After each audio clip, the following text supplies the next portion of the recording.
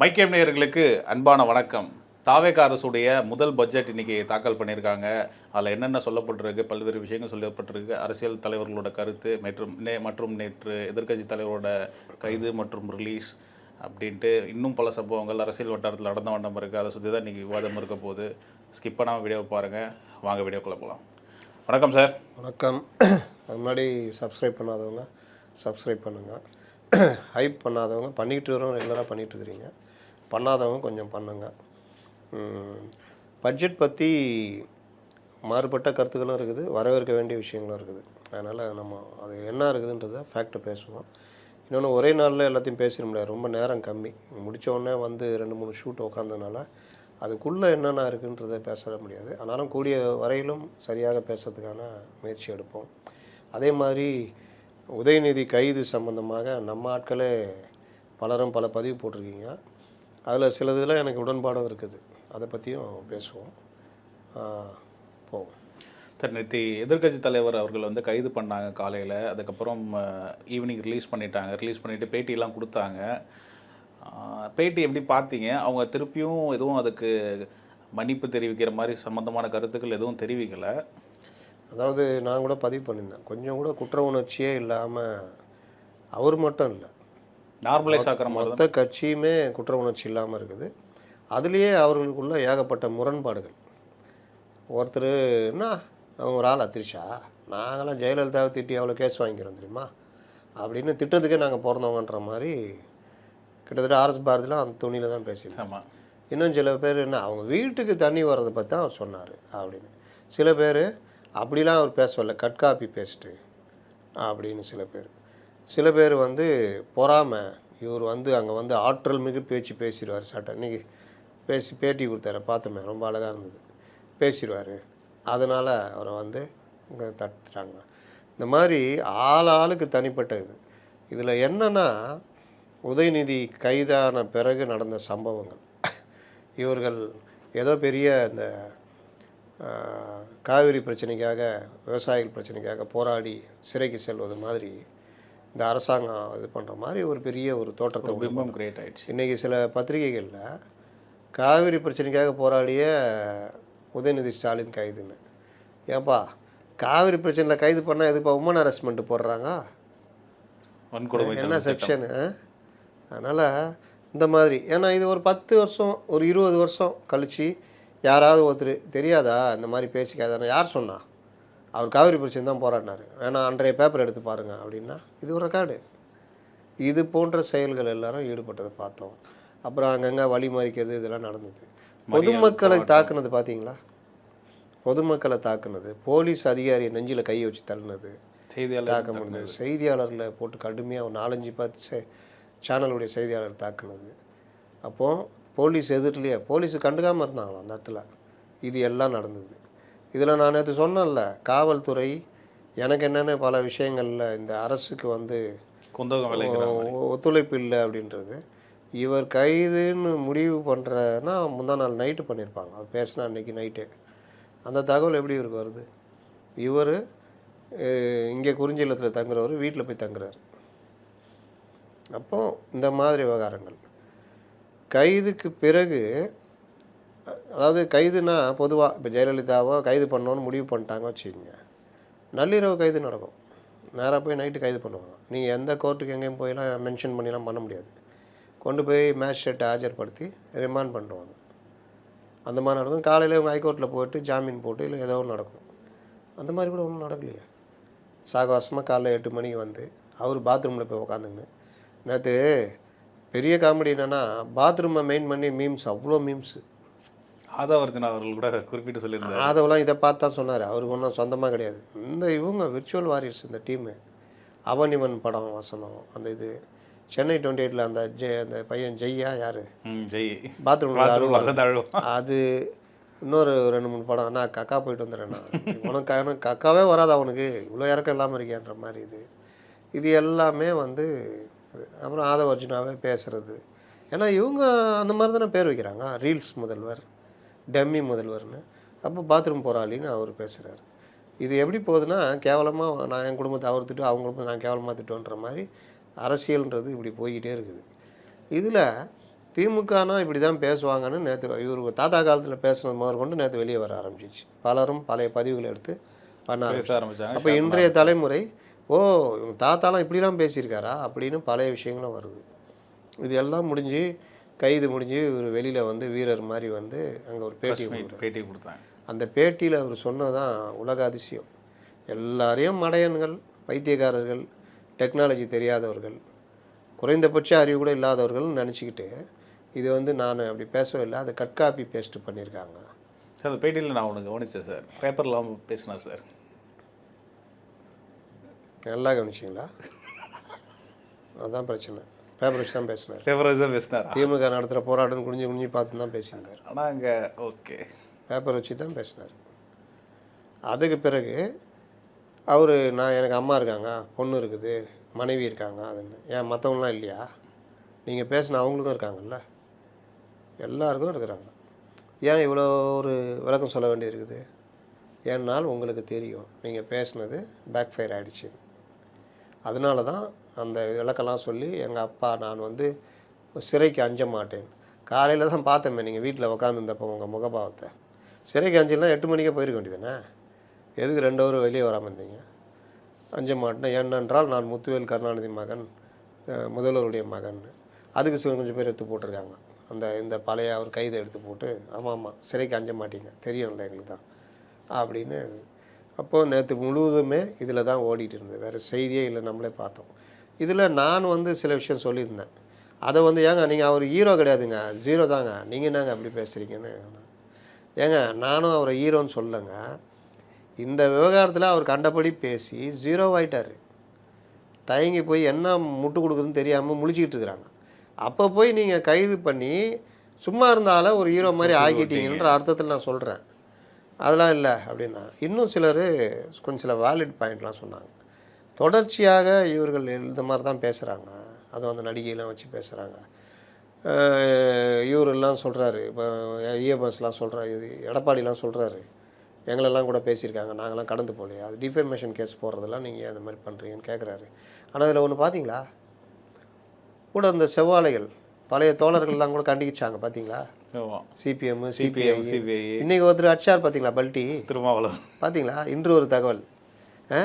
அது அவ்வாறு இருந்தால் நான் என் கருத்தை வாபஸ் வாங்கி கொள்கிறேன். ஏன் உங்களுக்கு தெரியாதா? கூட நான் கேளுங்க, நான் சொல்லுவான். அந்த இதே நீங்கள் பார்க்கலையா? அது அவ்வாறு இருந்தால் நான் வாபஸ் வாங்கிக்கிறேன். ஏன்னா நேற்று அவர் கடுமையாக சொல்லிட்டார். கருத்தை பற்றி இப்போது பேச வேண்டாம் என்று நினைக்கிறேன். தலைவரை ரொம்ப ஓவராக போயிட்ட தலைவரை அப்படின்னு. ஐயோ ஓவராக போயிட்டுனா இரு நாளைக்கு ஒரு ரிப்போர்ட்டர் கேட்கட்டும், நான் மாற்றி சொல்லிக்கிறேன் அப்படின்னு. அப்போ அவர் ஒரு பல்ட்டி. ஆனால் மற்றவங்களாம் கடுமையாக கண்டிச்சிட்டாங்க. ஈவன் இபிஎஸ் உட்பட புது கூட்டாளியில் அவர் உட்பட கண்டிச்சுட்டு கைதையும் கண்டிச்சிருக்காரு. அதில் அவர் சொன்னது இந்த மாதிரிலாம் விஷயங்கள்லாம் எங்களுக்கெல்லாம் நடந்திருக்கு. ஆக மொத்தம் அவங்க எல்லாருக்குமே அவங்க சம்பவம் பண்ணியிருக்காங்க. என்ன எம்ஜிஆருக்கு, ஜெயலலிதாவுக்கு, எடப்பாடியெல்லாம் அவங்க அம்மாவெல்லாம் பேசினாங்க. தேர்தல் நிறுத்தப்போ அழுதுட்டாருங்க அவர். கொஞ்சம் கூட அந்த ஆராசா வாயில் சனி நாதாரின்னு பேசினார்ல இப்போ முதல்வர். ஆமாம் ஆராசா அவர் ஜாலியாக டிஃபெண்டரில் உட்காந்து போகிறாரு. அவர் வேனில் உட்காந்து போகிறாரு அவர். அது பாதியில் அந்த வேனு டிரான்ஸ்ஃபார்மர் படத்தில் வர மாதிரி டக்குன்னு ஏசி வேனா மாறிடுச்சு. பார்த்தீங்களா இல்லையா? என்னடா இது இவ்வளோ பெரிய கண்ணாடி இருந்தது, இப்போ பார்த்தா உருண்டுக்குது, கருப்பு கலரில் இருக்குதுன்னு பார்த்தா டிரான்ஸ்ஃபார்மரில் வர மாதிரி டக்கு அப்படி போகுது. பின்னாடி ஒருத்தர் அப்படியே டிஃபெண்டரில் உட்காந்து போகிறாரு. இவங்கடா இது கவர்மெண்ட் வண்டி அப்படின்னு பார்த்தா பொன்முடி வேண்டா சாப்பிடா நான் எப்படி வரேன் பார் ஜாலியாக அப்படின்னு அவர் டிஃபெண்டர் வண்டியில் போகிறாரு. அப்போது சட்டம் இந்த அதிகாரிகள், நான் சொன்னேன்ல 8 மணி போகிறீங்க, ஏன் போய் சீக்கிரமாக பண்ண வேண்டியதானே? இது இன்னொன்று நைட்டில் எப்படி தகவல் கொடுத்தீங்க, எப்படி அவருக்கு தகவல் தெரியுது? அதுக்கு பிறகு எதுக்கு ஏசி வண்டி? சாதாரண மக்களுக்கு இந்த மாதிரி வசதியெல்லாம் பண்ணி தருவீங்களா? சரி ஏசி வண்டி மாற்றிட்டீங்க, ஒன்றும் தப்பு இல்லை. எதுக்குங்க 3 பேர் 4 பேர் 3 அமைச்சர்கள், அவர் பரந்தாமன்லாம் அவர் கூடயே கூப்பிட்டு போகிறீங்க? அவரை கைது பண்ணி தானே கூப்பிட்டு போகிறீங்க. அந்த வேனில் மற்றவங்களை எதுக்குங்க ஏற்றுறீங்க? இப்போ யாராவது ஒரு அக்யூஸ்டை கைது பண்ணால் இருப்பா, அம்மா வாமா, சித்தப்பா நீயும் வா, பெரியப்பா நீயும் வா, வாப்பா எல்லாம் ஏறிங்கப்பா. எதுக்கு? பேச்சு துணைக்கு தான். 6 மணி நேரம் போகும்போது என்ன ஒரு 3 சீட்டு கட்டு வாங்கி கொடுங்க, ரம்யா ஆடிட்டே போடுவாங்க ரீல்ஸ்லாம் எடுத்து போட்டாங்களே சார், ஃபோட்டோ எடுத்து செல்ஃபி வண்டிக்குள்ளே. அது எந்த மூஞ்சினே தெரில, எப்படியோ ஏட்டுக்குது. நிர்வாகின்னு போட்டிருந்தாங்க. அவர் செல்ஃபி எடுத்து. அப்போது இவ்வளோ விஷயங்கள்லாம் எப்படி அனுமதிக்கிறீங்க? இதெல்லாம் எந்த சட்டப்பிரிவின் கீழே வருது? அந்த கைதையே வந்து ஒரு நார்மலைஸ் ஆக்கி நார்மலைஸ் ஆகிக்கிறது. இதில் எனக்கு பலரும் சொன்னது, ஏங்க இந்த மாதிரி பண்ணாதாங்க அடுத்த தடவை தலையே தூக்கிட்டாரு, அப்போ வால் ஆடுமா இனிமேல், எவனோ இனி நினச்சி பார்க்க மாட்டான், அந்த பக்கமே தலை வச்சு ஐயோ எப்பா வந்து தூக்கின்னு போடுவாங்கப்பா, 8 மணி நேரம் 9 மணி நேரம் கொண்டு போய் ரிமாண்ட் பண்ணுவாங்க. அவருக்கு 10 வக்கீல் இருந்தாங்க, வக்கீல் படம் இருந்தது, கட்சியே நின்றுச்சு, நமக்கு யார் நிற்பா அப்படின்னு எவனோ இனிமேல் பேச மாட்டான், அந்த வகையில் எடுத்த நடவடிக்கை கரெக்ட் தான் அப்படிலாம் பேசுனாங்க. சில பேர் பத்திரிகையாளர் கூட அந்த மாதிரி சொல்லியிருந்தாங்க. ஆனாலும் என்னை பொறுத்த வரைக்கும் இந்த தேவையற்ற ஒரு கைதாக தான் ஹீரோயிசம் மாதிரி ஆக்கிக்கிட்டு என்னமோ அவர். ஆனால் பெருசாக ஒன்றும் ஹீரோயிஸ்லாம் பண்ண முடியல. அவர் போய் அங்கே போய் அவங்க அப்பாவை பார்க்குறாரு, அவர் ஒரு ரோஸ் கலர் சட்டை போட்டு மிட்டாய் கலரில் சட்டை போட்டு உக்காந்துக்கிறாப்புல லுங்கி கட்டின்னு. இவர் இங்கே நிற்கிறாரு, அங்கே 4 பேர் நிற்கிறாங்க. அதுக்கு ஒரு பீம் போட்டானுங்க. தம்பி வந்து உரண்டை எழுத்துட்டு வந்துட்டாப்புல, என்ன உரண்டை எழுத்தாப்புல, பக்கத்துட்டு இது பொண்ணை கையை பிடிச்சி இழுத்துட்டாப்புல, அதுக்கும் நமக்கும் வாய்க்கா தகராறு இருக்குது. அப்படியா தம்பி, கையை பிடிச்சி இழுத்தியா, என்ன கையை பிடிச்சி இழுத்தியா, இது இல்லை இதை கீழே போட்டு அது மேலே போட்டுட்டாங்க, பஞ்சாயத்து பண்ணுற மாதிரி. இது என்ன இந்த ரணகாலத்துலேயும் நம்ம அந்த இதெல்லாம் பார்த்துட்டு இருக்கும்போது ஒரு காமெடியாக தான் இருந்துச்சு. கடைசியில் இவர் வந்துட்டு இன்றைக்கி காலையில் சட்டமன்றத்தில் இந்த இதெல்லாம் முடிச்சுட்டு அந்த பட்ஜெட் பற்றி பேசுவார் அப்படின்னு பார்த்தா ஒன்றுமே இல்லை, பூஜ்ஜியம் அப்படின்ட்டார். எடப்பாடி சொன்னதை கேட்டுன்னு இருந்திருப்பாங்க போல், இவரும் பூஜ்ஜியம்ட்டார். அப்புறம் அந்த 2500 கொடுத்தீங்களான்னாரு, அதை கொடுத்தீங்களா. பட்ஜெட் அவ்வளோ 2.5 மணி நேரமாக படிச்சிருக்காரு, அதில் குறிப்பு எடுத்துக்கிட்டு இதில் இப்படி அதில் இப்படி எதுவுமே சொல்ல தெரில.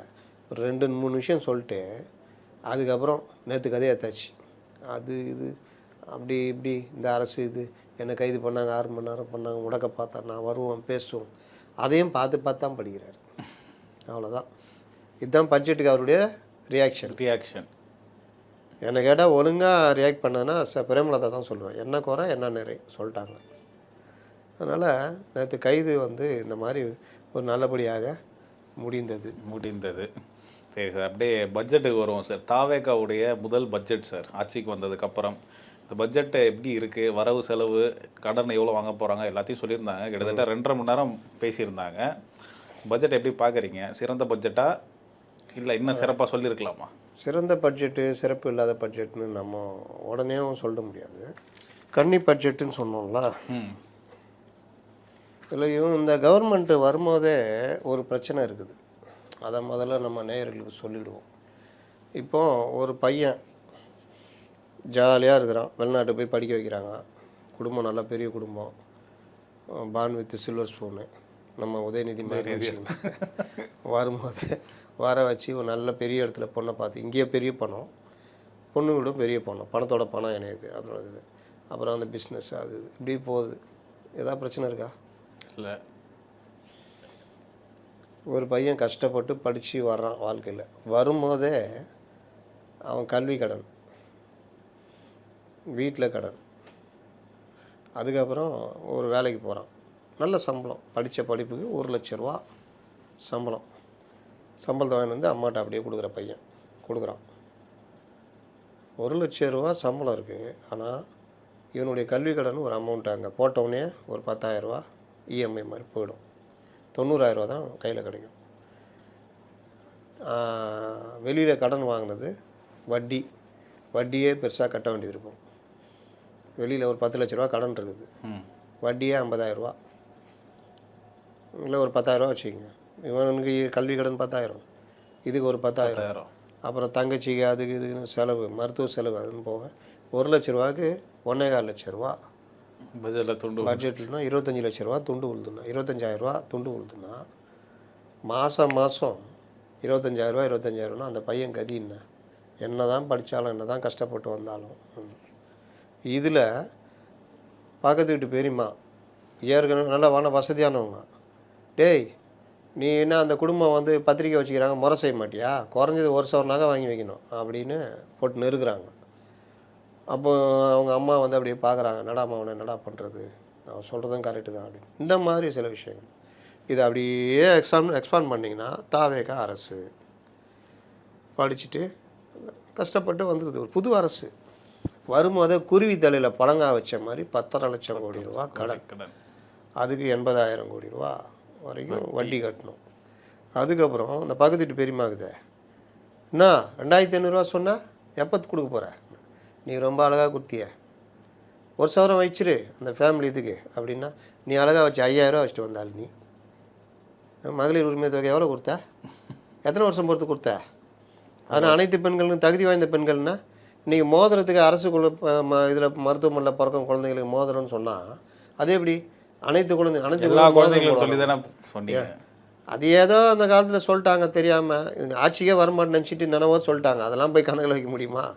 ஆட்சிக்கு வந்தால் தானே தெரியும். ஏங்க யாருக்கு மோதிரம் தேவை? அந்த மோதிரம்னா 1 கிராம், அது கூட 1 வாரம் இருக்காது, அது போயிடும், ஹிந்தி படிக்க போயிடும்.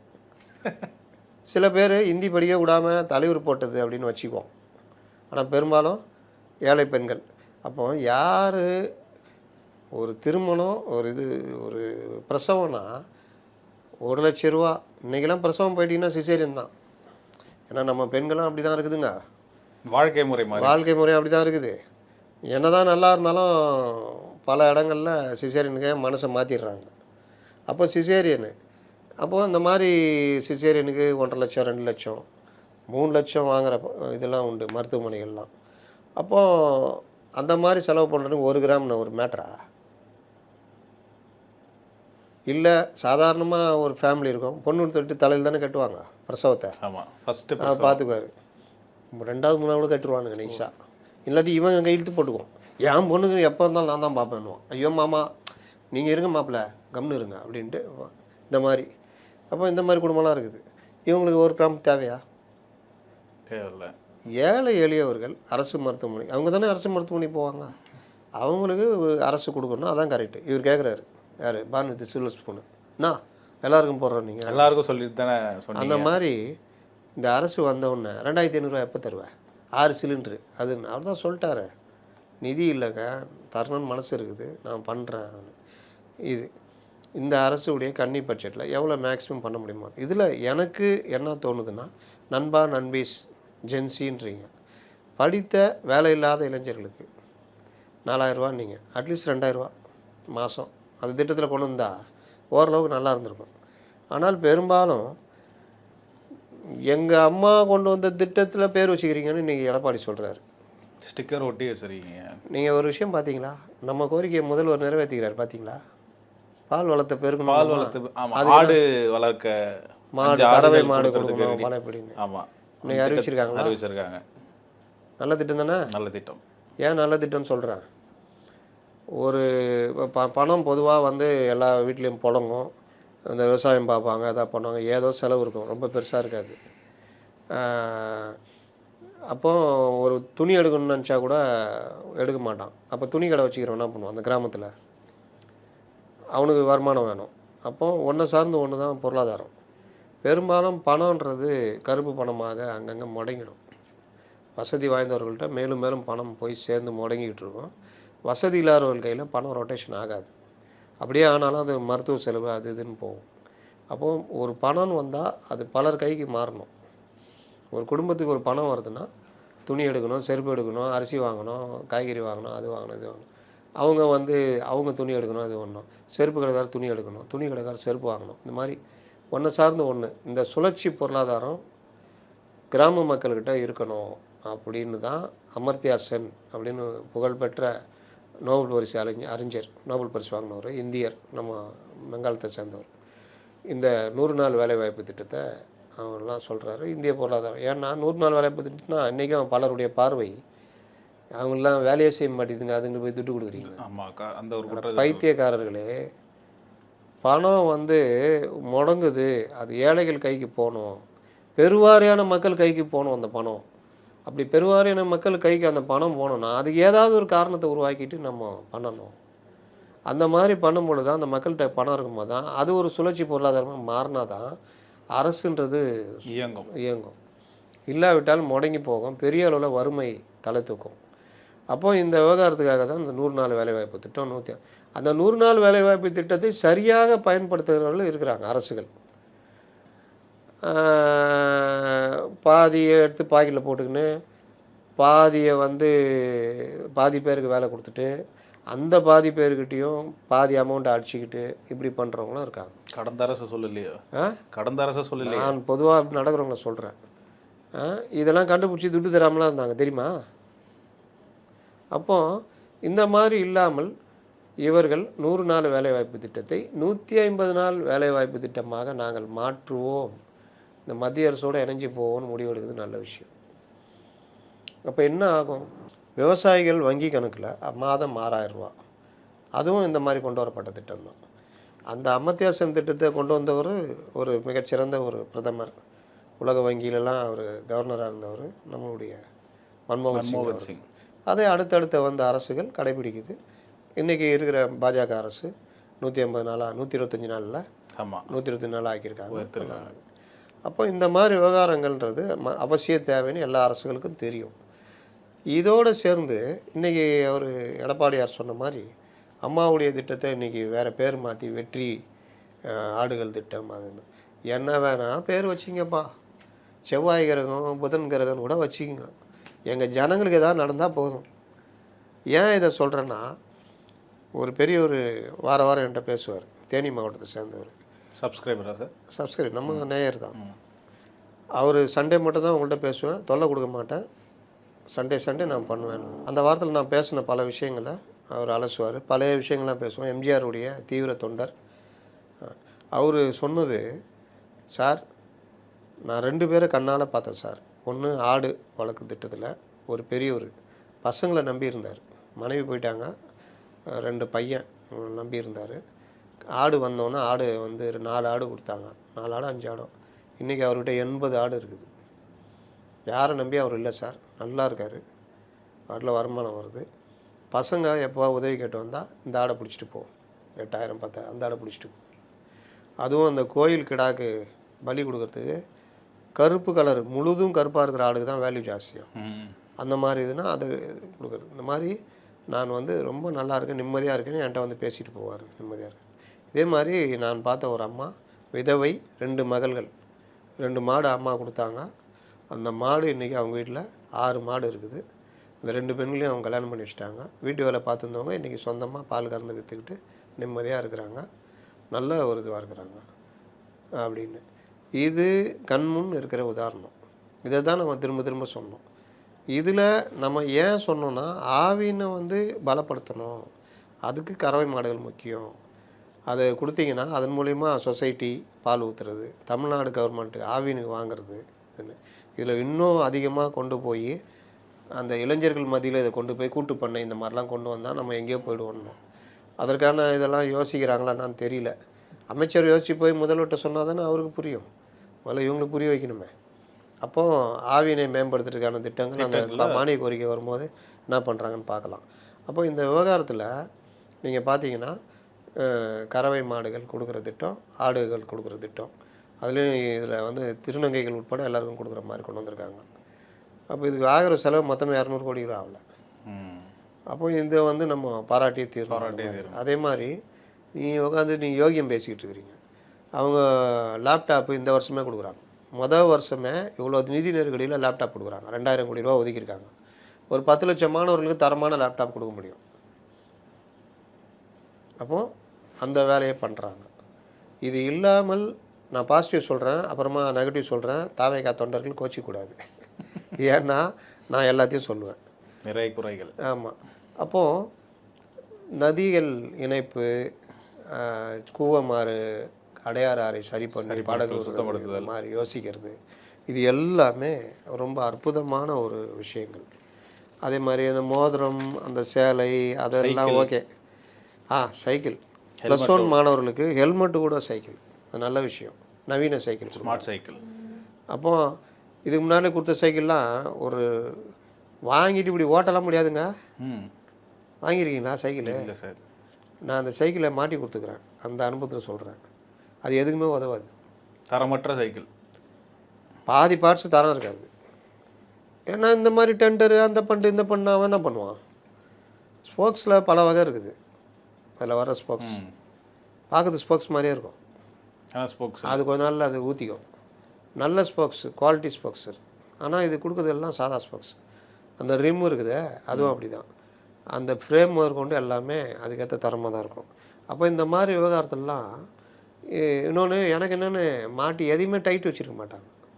ஒரு ஒரு சைக்கிள்னால் கடையில் அப்படியே ஒரு இதாக தான் கொடுப்பாங்க. அதை அங்கேயே வந்து ஃபிட் பண்ணி கொடுப்பாங்க. ஃபிட் பண்ணும்போதே ஓட்டுற மாதிரியே ஃபிட் பண்ணி கொடுப்பாங்க சைக்கிள் கடையில், புதுசாக வாங்குகிற கடையில். இல்லை சில பேர் வாங்கிட்டு வந்து அவங்க திருப்திக்கு லோக்கல் சைக்கிள் கடையில் கொடுத்து மறுபடியும் ரீஃபிட் பண்ணி தான் ஓட்டுவாங்க. ஆனால் இது வர்றதே அப்படி தான் வரும், ரீஃபிட் பண்ணுற மாதிரி தான் வரும். வீல் பெண்டாக இருக்கும். ஏன் பெண்டாக இருக்குன்னா ஸ்போக்ஸை மாட்டிட்டு நீங்கள் சரியாக எல்லாத்தையும் பார்த்து டைட் பண்ணி எல்லாம் பண்ணி ரீஃபிட் பண்ணி தான் ஓட்டணும். அந்த மாதிரி இப்போ இவர்கள் இந்த ஹெல்மெட்டோட நல்ல நவீன சைக்கிள் கொடுக்குறேன்றாங்க. டெண்டர் கரெக்டாக விட்டால் ஓரளவு கரெக்டாக இருக்கும், கண்காணிச்சுட்டு. அப்போ அந்த மாதிரி விஷயங்கள். இது இல்லாமல் வீடு, அதாவது 5 லட்சமாக உயர்த்திருக்கு. அது 5 லட்ச ரூபா ஒன்று. இங்கே இளைஞர்கள் வீடு, நம்ம சென்னையில் அந்த வீடு கட்டும் திட்டம், இதெல்லாம் வந்து உண்மையிலேயே வரவேற்கக்கூடிய ஒரு பாராட்டத்தக்கது. ஆமாம், வெற்றி வீடு திட்டம். அதே மாதிரி ஊரக சாலைகள், அதுக்கு ஒரு 504 கோடி ரூபா ஒதுக்கியிருக்காங்க. ஊரக சாலைகள் ஒதுக்கீடுன்றது ரொம்ப முக்கியமானது. ஏன்னா கிராமங்கள் மற்ற இடங்கள்ல சாலை வசதின்றது நினச்சே பார்க்க முடியாது. அதுக்கு ஒதுக்கப்பட்ட பணம் முறையாக செலவு பண்ணால் உண்மையிலே இந்த கவர்மெண்ட்டை பாராட்டுவாங்க. அதே மாதிரி சிங்கப்பெண்ணுக்கு 311 கோடி, நார்கோட்டிக் அதுக்கு 258 கோடி ரூபா, நார்கோட்டிக் இதுக்கான ஒரு இது, இந்த போதைப்பொருள் தடுப்புக்கான ஒரு முயற்சி அது. அதே மாதிரி வெற்றி ஊரக பகுதின்னு சொல்லிட்டு ஊரக பகுதி வசதிக்காக 2683 கோடி ரூபா. இது எல்லாமே கிராமந்தோறும் ஒரு பெரிய ஒரு செலவாக நல்லதாக நடக்கும். அப்போ இதில் வந்து நமக்கு பற்றாக்குறை அப்படின்னு பார்த்தா வரவு செலவு அப்படி பார்த்தா வரவு எப்படி வருது? வரி வருவாயில் 2,26,740 கோடி, சொந்த வருவாய் 27,835 கோடி, மத்திய அரசு வரி பகிர்வு 62,531 கோடி, அப்புறம் மானியம் இதெல்லாம் 32,922 கோடி, மொத்தம் 3 லட்சம் கோடி ரூபா வருவாய். செலவு 4,05,000 கோடி, 5,802 கோடி. பற்றாக்குறை ஏற்கனவே இருக்குது 55,775 கோடி. மூலதன செலவு இது வந்து 56,985, மொத்தம் 1,22,000 கோடி ரூபா பற்றாக்குறை. அப்போது இந்த இளைஞன் படித்து முடித்து வேலைக்கு வந்தவன் குடும்ப பாரத்தை தலையில் விழுந்த கதை, தங்கச்சி கல்யாணம், வீட்டுக்கு அப்பா வாங்கின செலவு, கடனுக்கு வட்டி, இந்த மாதிரி அப்பாக்கள் வாங்கிட்டு போனது எல்லாத்துக்கும் சேர்த்து இந்த கவர்மெண்ட் தலையில் விழுந்திருக்கு. இதோடு சேர்ந்து சின்ன சின்ன திட்டங்கள் இதுன்னு. இதில் பள்ளி கல்வித்துறைக்கு 44,000 கோடி ரூபா ஒதுக்கியிருக்காங்க. போன தடவை நாங்கள் 48,000 கோடி ரூபா கொடுத்தோம். நீங்கள் என்ன இது ஆச்சா? இதுக்கு ஒரு சின்ன உதாரணம் சொல்லிடுறேன். இந்த திருவான்மியூர் டு இதுக்கு ஒரு ரோடு போகிறதுக்கு ஒரு டெண்டரை கேன்சல் பண்ணாங்க, ஞாபகம் இருக்கா? ஆமாம். ஒரு கிலோமீட்டருக்கு 10 கோடி ரூபா எக்ஸ்ட்ரா போட்டிருந்தாங்க, அதனால கேன்சல். அப்போ 20 கிலோமீட்டரு 200 கோடி ரூபா, 200 கோடி ரூபா எக்ஸ்ட்ரா போட்டாங்க அப்படி. அப்போ மறு டெண்டர் விட்டா, எப்பா போன தடவை 4,000 கோடி சார், தனியாக 10 கோடி, இது 4,200 கோடி. சரி, 4,000 கோடி எப்படிப்பா சார்? அதில் ஒரு 30% பார்ட்டி ஃபண்டு சார். அப்போனா எப்படி? நாம் ஒன்று 120 கோடி போயிடும். அப்போ 2,800 கோடி ரூபா ஒரிஜினல் இதுனா அதுதான். அப்புறம் அதில் அவன் லாபம் எல்லாம் போக, அப்போது எனக்கு அது வேணாம் இது வேணாம், நீ கரெக்டாக பண்ணுனா 4,200 கோடின்றது ஒரு 3,000 கோடியில் முடிக்கலாம் அந்த ஒரிஜினல் திட்ட செலவை. அப்போது அந்த இதுக்கான நிதி ஒதுக்கீடு, சாலைகள் 20 கிலோமீட்டர் போடுவதற்கான மொத்த நிதி ஒதுக்கீடு 3,200 கோடி ரூபாய் அப்படின்னா, என் கவர்மெண்ட்டில் நான் 4,200 கோடி ரூபா ஒதுக்குனேன், 1,000 கோடி ரூபா கம்மியாக ஒதுக்கியிருக்கேன்னா சேம் அதே பேட்டர்ன் தான். இப்போ கூடுதல் நிதியாக 6,000 சில்லரை கோடி ஒதுக்கி நீங்கள் எதுவும் பண்ணலை. நாங்கள் அது எல்லாத்தையும் எடுத்து செலவுகள் வரவுகள்லாம் கரெக்ட் பண்ணி பார்க்கும் பொழுது 41,000 கோடி போதும். நாங்கள் கூடுதலாக 2,000 சில்லரை கோடி போட்டு 44,000 கோடி வச்சுருக்கோம். அப்படி பார்த்தா இது உங்களோட அதிகமாக தான் நாங்கள் ஒதுக்கியிருக்கோம் அப்படின்றார். அது அவர்கள் சொல்வதை நாம் அப்படியே ஏற்று நம்புவோமாக.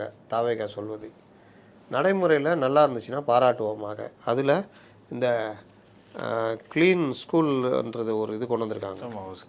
அது பார்த்தீங்கன்னா நீங்கள் 139 கோடி ரூபா. அதுக்கு ஒதுக்கியிருக்காங்க.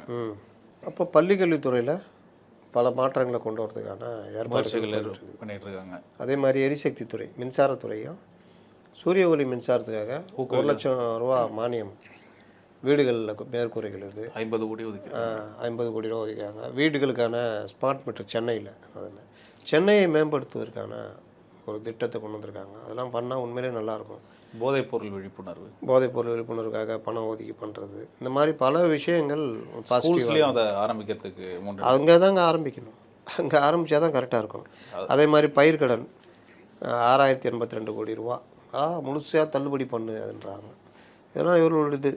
மதுபான விற்பனை மூலிமா 55,000 கோடி ரூபா வரும் அப்படின்னு சொல்லியிருக்காங்க. இந்த நிதி நிலைமையை சீரமைக்கிறதுக்கு என்ன வச்சுருக்கீங்க, லீக்கேஜ் என்ன அப்படின்னு கேட்குறாரு இஎம்எஸ் இபிஎஸ். லீக்கேஜ் பற்றி இவங்க சொல்லணும்.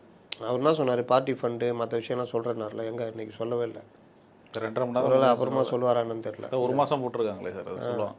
அந்த இதில் சொல்லுவாரான்னு தெரில. அப்போ அந்த லீக்கேஜ் எங்கன்னு இன்றைக்கி அவர் கேள்வி கேட்டிருக்காரு. இந்த நிதி சுமையை சீரமைக்கிறதுக்கு 2 வருஷம் ஆகும் அப்படின்றாங்க. இப்போ இந்த மாதிரி பல நல்ல அம்சங்கள், பல விஷயங்கள் நான் சொல்லாமல் விட்டது ஏகப்பட்டது இருக்குது. நல்ல நல்ல அம்சங்கள், பெண்களுக்கான சுய உதவி குழு இது, அதுக்கான முன்னெடுப்புகள், மதர் கேர்னு சொல்லிட்டு அந்த பிரசவத்துக்கு முன்னாடியே, அது வந்து அந்த கிராமத்தில் இருக்கவங்க மற்றவங்க தான் தெரியும்.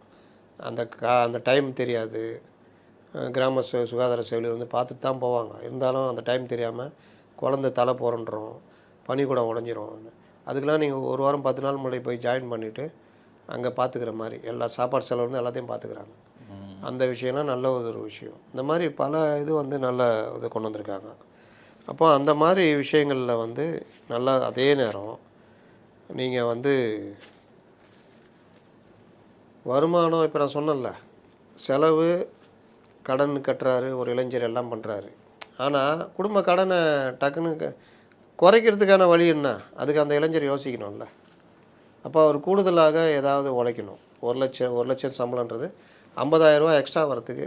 இப்போ ஒரு இன்ஜினியராக ஒரு டிராஃப்ட் எல்லாம் போட்டு கொடுக்குறாரு, ஒரு டிசைன்லாம் போட்டு கொடுக்குறாரு இருந்தாருன்னா 1 லட்ச ரூபா சம்பளம் அந்த கம்பெனி நேரம் முடிஞ்சால் பிறகு அவர் இன்னொரு வெளியிலெல்லாம் போட்டு ஒரு 50,000 ரூபா 70,000 ரூபா சம்பாதிக்கிறாருன்னா அதை போட்டார்னா கொஞ்சம் வீட்டுக்குடிய நிலைமை சீராகும். அப்புறம் அம்மா தங்கச்சி நீங்கள் வீட்டில் சும்மா வெளியில் ஒரு கடை போடுங்க, டிஃபன் கடை போடுங்க, இந்த மாதிரி ஏதாவது, அதான் வருமானம் ஈட்டுறது. அந்த டிஃபன் கடைக்காக ஒரு 2 லட்ச ரூபா கடன் கூட வாங்கலாம். ஏன்னா அது டெய்லி ஒரு 3,000 ரூபா மாதம் ஒரு 60,000 ரூபா சம்பாதிக்குதுன்னா அதில் அந்த 2 லட்ச ரூபாக்கான கடன் 5,000 ரூபா கொடுத்தது போக மாற்றுது. இந்த மாதிரி தான் இதே எக்ஸ்பெண்ட் பண்ணால் கவர்மெண்ட் அவ்வளோதான். இப்போது இவங்க 55,000 கோடி ரூபா கடன் வாங்கி தானே ஆகணும், வாங்குறாங்கல்ல. அப்போது கடன் வாங்கி மூலதனத்தில் முதலீடு, அதாவது மூலதன செலவுன்னு சொல்லுவாங்க, அதாவது வளர்ச்சிக்குரிய முதலீடு. நீங்கள் வட்டி கட்டுறதுக்கு 1 லட்ச ரூபா சம்பளம் வாங்குகிற பையன் வட்டி கட்டணும், மற்ற விஷயங்களுக்கு மறுபடியும் இன்னொரு இடத்துல ஒரு 50,000 வாங்கி வட்டி கட்டணும். அடுத்த மாதம் அந்த 50,000 ரூபாய்க்கு வட்டி கட்டுறது இன்னொரு இடத்துல வாங்கி இங்கேயும் அங்கேயும் கட்டுறாங்க. கடன் பெருகிட்டே போகும். இதை தான் பண்ணி தான் 5 லட்சம் கோடி கொண்டு வந்து நிப்பாட்டினது. அப்போது இந்த வட்டி கடனை அடைக்கிறதுக்கு ஒரு வருமானத்தை தேடுறதுக்குன்னா ஒரு மூலதனத்தில் செலவு பண்ணணும். அதுக்கு ஒரு ஏதாவது ஒரு, இப்போ டிஃபன் கடை சொன்னால அந்த மாதிரி ஒவ்வொருத்தர் இதுதான் பண்ணோம். இல்லை வீட்டில் 2 பையன் சும்மா சுற்றி நிற்கிறான், நான் மட்டும் உழைச்சிக்கிட்டேன்னா 4 செவுலில் விட்டு ஆளுக்கு ஒரு 50,000 ரூபா சம்பாதிக்கிற வழியை பாருங்கன்னா 2 லட்ச ரூபா வந்துடும் ஒரு வீட்டுக்கு. அப்போ 50,000 ரூபா கடன் போக 50,000 மிச்சாச்சுன்னா அசல் 50,000 கொடுத்துட்டு பட்டுன்னு இதை முடிக்கலாம். அப்போ இந்த மாதிரி விவகாரங்கள்லாம் அரசு யோசிக்கணும்னா அரசு தொழில் முதலீடுகளை ஈர்க்கணும். ஒன்று, அதுக்கு நல்ல தொழில்துறை அமைச்சரை போடணும். ஒன்று, ஆந்திரா நமக்கு முன்னாடி உள்ள உதாரணம், ஈர்த்துக்கிட்டே இருக்கிறாங்க. 2வது, முதலீடுகள் கடன் வாங்கினாலும் அதை மூலதன செலவாக மாற்றணும். அப்படின்னா புதிய முதலீடுகள், அதுக்கு என்ன பண்ணணும், சிறு குறு தொழில்கள், இந்த எம்எஸ்எம்இ மற்றதெல்லாம் சொல்கிறாங்களா, அதிலெல்லாம் இளைஞர்களை ஒரு அசட்டாக மாற்றணும். அவர்களுக்கான, இப்போ நான் ரொம்ப சிம்பிளுங்க, ஆவினை கையில் எடுத்துங்க, ஆவினை உலகத்தரத்துக்கு மாற்றணும்னு முடிவு பண்ணுறீங்க, அதுக்கு ஒரு 500 கோடி 1000 கோடி கூட செலவு பண்ணுங்க. அதற்கான இளைஞர்கள் வாங்க, கூட்டு பண்ணை அமைக்கிறீங்கன்னா நாங்கள் மாடுகள் தரோம், உங்களுக்கு பாலை இது பண்ணி நீங்கள் எங்களுக்கு தான் ஊற்றணும். அரசு வந்து கொள்முதல் விலையை கொஞ்சம் ஏற்றி கொடுக்குது, எங்களுக்கு தான் ஊற்றணும். சரி, அந்த பால் அவ்வளோ வாங்குறீங்க, இப்போ 37 லட்சம் வாங்குறீங்க, இன்றைக்கி உற்பத்தி வந்து ஒரு 2 கோடி லிட்டர் நம்ம அதை மொத்தம் வாங்கி போகிறான். 2 கோடியும் நானே எடுத்துக்கிறேன். அப்போ 2 கோடி லிட்டர் பாலில் நம்ம மாநில மக்களுக்குடியான பால் தேவை ஒரு 30 லட்சம் லிட்ரு, இல்லை ஒரு 50 லட்சம் லிட்ரு வச்சுக்கோங்க. மீதி 1.5 லட்சம் லிட்ரு அதை என்ன பண்ணுவீங்க? பாலாக விற்பனை பண்ணலாம், பால் பவுடராக மாற்றலாம், பால் ப்ராடக்ட் நல்ல வெண்ணெய், நெய், மோர், பால் ப்ராடக்ட்ஸ், பால்கோவா, பால் சார்ந்தது என்ன வேணால் பண்ணலாம். அப்போ இது தயாரிக்கிறதுக்கு ஆவின்னு வெளியில் அவுட் சோர்சிங்கில் இளைஞர்களை அவர்களுக்கு பயிற்சி கொடுத்து நீங்கள் தயாருங்கப்பா, நீங்கள் வந்து ஆவின் ப்ராடக்ட் பண்ணுங்கள். மார்க்கெட்டிங்கில் அவுட் சோர்ஸில் எடுத்து நீங்கள் மார்க்கெட்டிங் பண்ணுங்கள். இதை வெளிநாட்டு கம்பெனிகளோட ஆர்டர் போட்டு ஏற்றுமதி பண்ணுறது இதுன்னு ஏன் பண்ண முடியாதா? அப்போ அதுக்கான செலவு. அப்போ மாதம் இந்த பால் பொருட்கள் இந்த இது மூலியமாக ஆவின் மூலியமாக ஒரு 30,000 கோடி ரூபா வருஷத்துக்கு வருது வச்சுக்கோங்க. அது ஒரு மூலதன வரவு தானே, மூலதன செலவு வரவு இப்படி தானே யோசிக்கணும். அப்படி யோசிக்கும் போது நீங்கள் அந்த வேலையை கொண்டு போகும்போது கிராமம் சார்ந்த லட்சக்கணக்கான இளைஞர்கள், பெண்கள், குடும்பங்கள் அதில் பயன்பெறும். ஒரே சமயத்தில் 10 வேலை நடந்துடும். கிராம பொருளாதாரம், சுழற்சி பொருளாதாரம், குடும்பங்கள் முன்னேறும், இளைஞர்கள் முன்னேறுவார்கள், வளமிக்க மாநிலமாக மாறும். நம்ம வந்து பெரிய அளவில் வியாபார இதுவாக மாறும், ஏற்றுமதி மற்ற இதுன்னு. இல்லை ஒரு பெரிய நியூசிலாண்ட்லேருந்து ஒரு பெரிய ஒரு நிறுவனத்தை கூப்பிட்டு வந்து இங்கே நவீன முறையில் பால் உற்பத்தி என்ன பண்ணுறது. சரி, நான் இதெல்லாம் பேசும்போது ஒருத்தர் நண்பர் சொன்னார், நீங்கள் பேசுகிறீங்க ஆனால் அதற்கான ஏற்பாடு இங்கே இல்லை, இந்த விவசாய நிலம்தான் இருந்தாலும் தீவனன்றது பெரிய விஷயம் அந்த கால்நடைகளுக்கு, அதெல்லாம் நீங்கள் யோசிக்காமல் பண்ண முடியாது. சரி, தீவன உற்பத்திக்கு ஒரு 2 பெரிய நிறுவனத்தை இங்கே இறக்குங்க, சோளம் பயிரிட வைங்க, தீவன மாடுகளுக்கான இன்றைக்கி தீவன திட்டத்தில் கூட ஒரு நிதியெலாம் ஒதுக்கியிருக்காங்க 60 கோடி 50 கோடின்னு தீவன கிடங்கு அமைக்கிறதுக்கும் தனியாக இது பண்ணிக்கலாம்.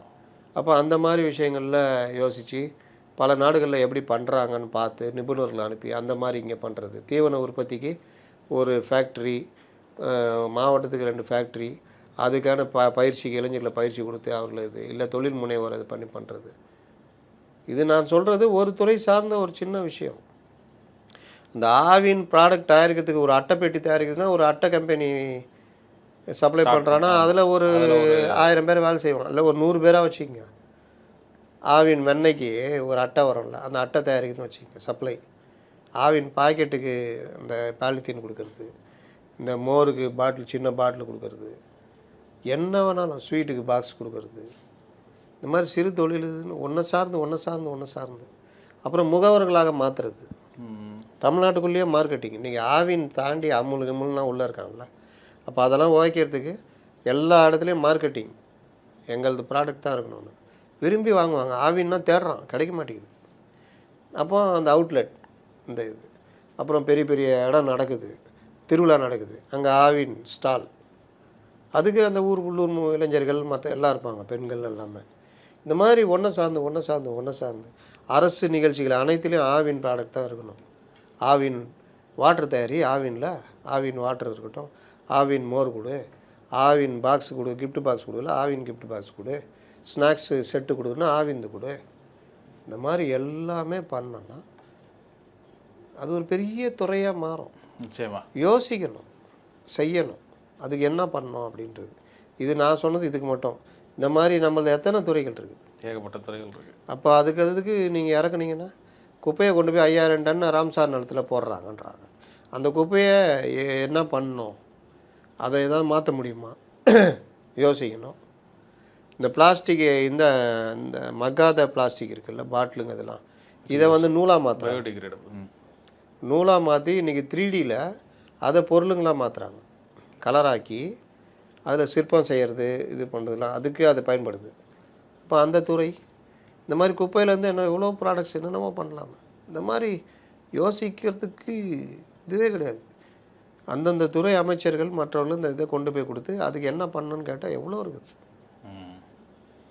பக்கிங்ஹாம் இந்த கூவமை சுத்தம் பண்ணுறீங்களா, சுத்தம் பண்ணுறதுக்கு தனியார் பல பேர் இருக்கிறான். அது எப்படி நவீனமாக பண்ணணுன்றது. அப்போ அதில் என்ன முதலீடு பண்ணலாம், அப்புறம் அந்த கரை ஓரமாக ஃபுட் கோர்ட்டு அமைக்கலாமா, பார்க்கிங்காக மாற்றலாமா, என்ன பண்ணலாம். நீங்கள் யோசிச்சிங்கன்னா என்ன வளம் இல்லை இந்த திருநாட்டில் கதை தான். மத்திய அரசு ரெடியாக இருக்குதுங்க. இப்போ மின்சாரம் இவங்க வந்து இந்த சோலார் மின்சாரத்துக்கு யோசிக்கிறாங்க. ப்ரொமோட் பண்ணுறாங்க. ஏன் இதை மத்திய அரசோட சேர்ந்து யோசிக்கக்கூடாது? மத்திய அரசு தான் மானியம் கொடுக்குறாங்க, அதை கொண்டு வந்து இங்கே இறக்குங்க. அவங்க மாதிரி பண்ணவே பண்ணாதீங்க. அவங்க என்ன சொன்னாலும் கண்டுக்காதீங்க, கௌரவம் பார்க்காதீங்க. மத்திய அரசுகிட்ட என்னென்ன இருக்கோ அதெல்லாம் இங்கே பயன்படுத்த பாருங்கள். அவர் ரெடியாக இருக்காருங்க பிரதமர். மத்திய அரசோட இங்கே பண்ணுறதுக்கு மத்திய அரசுடைய இளைஞர்கள் திட்டங்கள் என்னென்ன இருக்கோ இங்கே இறக்குங்கன்ற எந்தெந்த வகையில் இதை பயன்படுத்தி இந்த குறுகிய காலத்தில் தமிழன் பெருமை பேசியிருந்தாங்க. குறுகிய காலத்தில் குஜராத், உத்தரப்பிரதேசம் அவன் ஆட்சி தூக்கின்னு போயிட்டான். ஆந்திராலாம் எங்கேயோ போயிட்டான். அப்போது நம்ம வந்து பல ஆண்டு காலம் பண்ணது பல துறைகளில் நம்பர் 1ல் இருக்கிறோம். ஆனால் எல்லா துறையிலும் நம்மளால் இருக்க முடியலையே. கடனில் எங்கேயோ இருக்கிறோமே. மிகை பட்ஜெட் போடுறாங்களே, உபரி பட்ஜெட், நம்ம முடியலையே. அப்போ இந்த மாதிரி விஷயம். அதனால சொல்கிறேன், இண்டஸ்ட்ரியல் டிபார்ட்மெண்ட்டில் எம்எஸ்எம்இ இந்த இதை வந்து தேர்தல் அறிக்கையில் ஏற்கனவே இவங்க சொல்லியிருக்காங்க. அப்போ எம்எஸ்எம்இ என்ன கவனம் செலுத்திங்கன்னா இன்றைக்கி எதுவுமே இல்லை இந்த பட்ஜெட்டில். சிறு குறு தொழிலுக்கான எதுவுமே இல்லை. அதே மாதிரி வேலைவாய்ப்பு, இந்த சிறு குறு தொழிலை மீட்கிறது.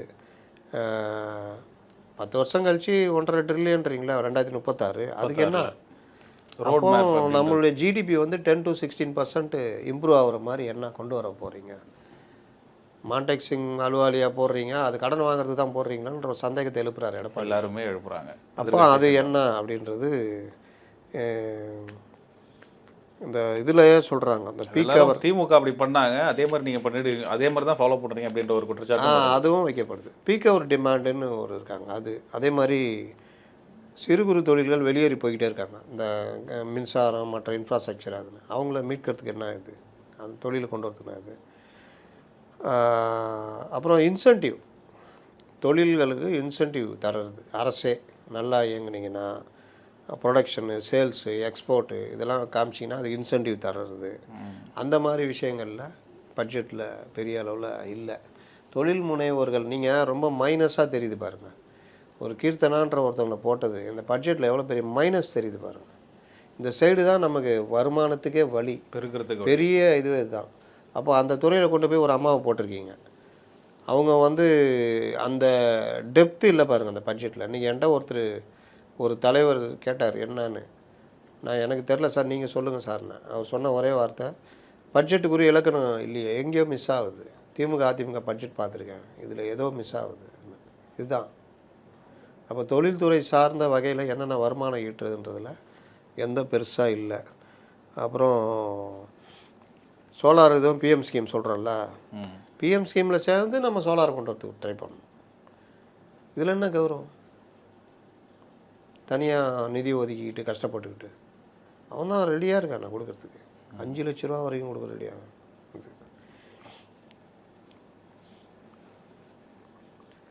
அப்புறம் ஏஐ பற்றி பேசியிருக்காங்க. ஒரு பூங்கா அமைக்கிறதுக்கான செயல். ஏஐ வந்துச்சுன்னா அதுவே வேலை வாய்ப்பின்மையை உருவாக்கும். அப்போ எதில் ஏஐ பயன்படுத்தணுன்றது ஒரு விஷயம் இருக்குது. அதையும் இந்த கவர்மெண்ட்டு பார்க்கணும் அப்படின்றது. இதை அந்த மாதிரி வேலையே நீங்கள் ரொம்ப கொண்டு வர்றீங்க, வேலையின்மை வருதுன்னா இதை ஈடுகட்டுறதுக்கு மேனுஃபேக்சரர் ஸ்ட்ரக்சரில் என்ன மாற்றம் கொண்டு வர போகிறீங்க? அப்போ வேறு இதில் என்னென்ன மாற்றம் கொண்டு வர போகிறீங்க? இது ரொம்ப முக்கியம். 5 ஆண்டுகளில் என்ன வளர்ச்சி திட்டம் வச்சுருக்கீங்க? நீங்கள் சொல்கிறதெல்லாம் செலவு, சமூக நீதி திட்டங்கள் இதை தான் சொல்லியிருக்கீங்க. பள்ளிகளுக்கு கொடுப்போம், மாணவர்களுக்கு கொடுப்போம், பெண்களுக்கு கொடுப்போம், அது கொடுப்போன்னு. சமூக நீதி திட்டங்கள் சொல்கிறது மட்டும் இல்லை, வளர்ச்சி திட்டங்களாக இதெல்லாம் நாங்கள் கொண்டு வர போகிறோம், இதெல்லாம் எங்கள் எய்மு, இப்படி பண்ண போகிறோம், இந்த துறையை நாங்கள் இப்படி இம்ப்ரூவ் பண்ண போகிறோம். எதுவுமே இதில் இன்னைக்கு பட்ஜெட்டில் இல்லையே, மிஸ்ஸிங். அப்போ எம்எஸ்எம்இக்கான எந்த அறிவிப்பும் இல்லைன்னு தொழில் முனைவர்கள் எல்லாருமே சொல்கிறாங்க. அதுதானுங்க நம்மளை வருமானத்துக்கு கொடுக்கும், அதுக்கான பொருளாதாரம் கொண்டு போகலாம். ஆமாம். அதே மாதிரி எலக்ட்ரிசிட்டி டிமாண்ட் இருக்குது, படித்த இளைஞர்களுக்கு இன்டர்ன்ஷிப்பு, அதே மாதிரி லோக்கல் எம்ப்ளாய்மெண்ட்னா இப்போ நான்லாம் சொன்னது தான் அந்த இது. இந்த லோக்கல் எம்ப்ளாய்மெண்ட்டில் 75% ஒதுக்கீடு அங்கே இருக்கிறவர்களுக்கே அப்படின்னு ஒரு சட்டம் கொண்டு வருவேன் நாங்கள். தெலுங்கானாலாம் இருக்குது. அது பெரிய வரவேற்புக்குரிய இது. அதை பற்றி இன்னும் ஒரு அறிவிப்பு எதுவுமே இல்லையே. இது ரொம்ப முக்கியம் இல்லை. அதனால் இது நான் சொல்கிறது கம்மி. இன்னும் போக அடுத்த இதில் நம்ம பேசுவோம்னு வச்சிங்களேன். அது வந்து ரொம்ப அதாவது மைனஸ் ரொம்ப நீங்கள் சொல்கிற 1.5 ட்ரில்லியன் ட்ரில்லியன். அது அதை கூட விட்டுருங்க, ட்ரில்லியன்லாம் விட்டுருங்க. 10 லட்சம் கடனை அடுத்த 5 வருஷம் நாங்கள் முடிக்கும் போது தான் 10 லட்சம் கடன் வச்சுருந்தீங்கன்னா பெஸ்ட்டு. ஆனால் 20 லட்சம் கடனாக மாறும் மாறும்னு தான் பலர் சொல்கிறாங்க. அதனால தான் இது கூட இன்றைக்கி பேசியிருந்தாரு. ஆமாம். அதனால் கடனை முதலீடு செய்கிறதுன்னு சொல்கிறாங்கப்பா, எல்லாருமே அதான் சொல்கிறாங்க. கடன் அதிகம் வாங்குறதெல்லாம் தப்பே கிடையாது. அடுத்த வருஷம் 15 லட்சம் கோடி ஆகிடுச்சு வச்சுங்க 5 வருஷம் முடியும் போது. ஆனால் அது எல்லாமே கட்டமைப்பில் முதலீடாக மாறி இருந்ததுன்னா அடுத்த 5 வருஷம் பார்க்கும்போது அது எடுத்துடலாம், உங்களுக்கு எல்லாத்தையுமே கடன் குறைச்சிடலாம். என்னடா அது மாதிரி இருக்கிற 10,000 ரூபா 10 லட்சம் ரூபா கடன் வாங்கியிருக்கேன் பேங்க்கில், ஏன்டா நம்ம குடும்பம் கடனே வாங்காத குடும்பம்டா, இந்த மாதிரி பண்ணுறியாடா அப்படின்னா, நான் எப்படா கட்டுவேன், மாதம் 50,000 ரூபா கட்டுவேன், பார்த்துக்கிறேன், நீங்கள் கொஞ்சம் ஒத்துழைங்க. 10 மாதம் கட்டிட்டா 5 லட்சம் முடிஞ்சிடுமே. 50,000 10 மாதம் 5 லட்சம் முடிஞ்சிடும். அதுக்கப்புறம் வரதெல்லாம் வரவு தானே. 50,000 ரூபா கடன் கட்டுறது அப்படியே தூக்கி எடுத்து வச்சா, இல்லை மறுபடியும் வேறு ஒரு இதில் தொழிலில் முதலீடு பண்ணால், இப்போ அதுதான் வளர்ச்சியை நோக்கிய முதலீடு. வழி அதுதான் வளர்ச்சியை நோக்கிய முதலீடுன்றது தான் முக்கியம். அதே மாதிரி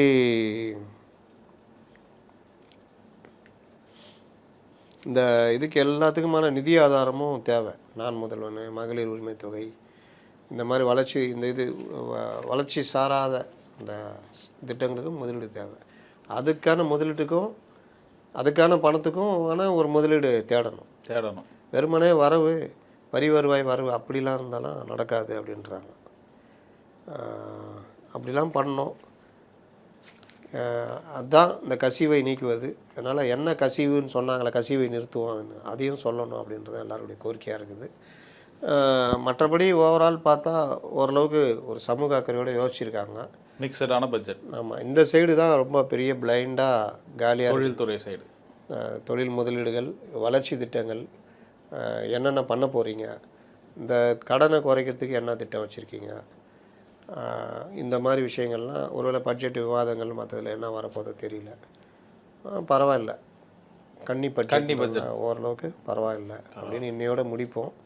அடுத்தடுத்த நாட்களில் வேறு ஏதாவது நுணுக்கமான விஷயங்கள் இருக்கும்போது நம்ம பேசுவோம். சப்ஜெக்ட் பேசுவோம் சார். சூப்பர் சார், ரொம்ப அழகாக உங்கள் கருத்துக்களை பதிவு பண்ணிங்க. மீண்டும் ஒரு நேர்காணல் சந்திப்போம். நன்றி சார்.